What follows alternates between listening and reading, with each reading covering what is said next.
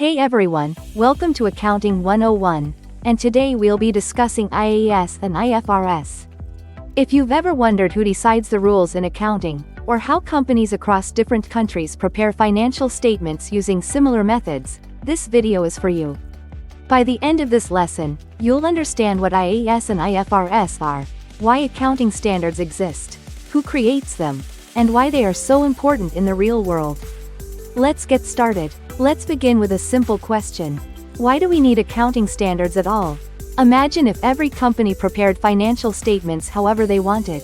One company might record revenue when cash is received. Another might record it when goods are delivered. Another might delay expenses to make profits look higher.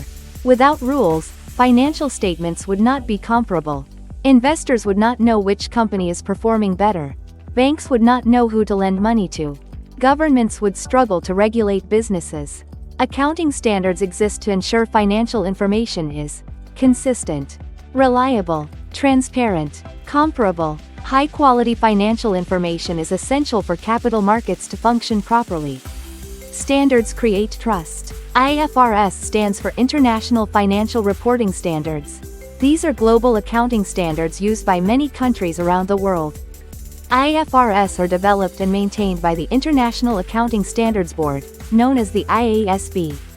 The goal of IFRS is to provide a single global framework for how public companies prepare and present their financial statements. This allows investors to compare companies across different countries on a like-for-like basis. For example, if a company in Jamaica and a company in the United Kingdom both follow IFRS, their financial statements follow the same principles. That makes international comparison possible. Now let's talk about IAS. IAS stands for International Accounting Standards.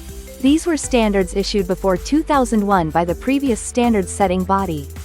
In 2001, the IASB replaced that body and began issuing new standards called IFRS. However, many IAS standards are still in effect today unless they have been replaced by newer IFRS standards.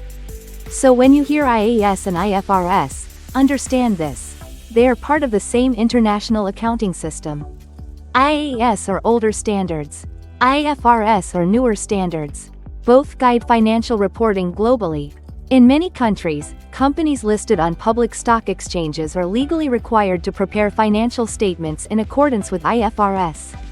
This ensures transparency and consistency in public financial reporting. Some countries use different frameworks, such as USGAAP in the United States. However, IFRS is widely adopted globally and is especially important for international business and investment. Let's recap what we've learned.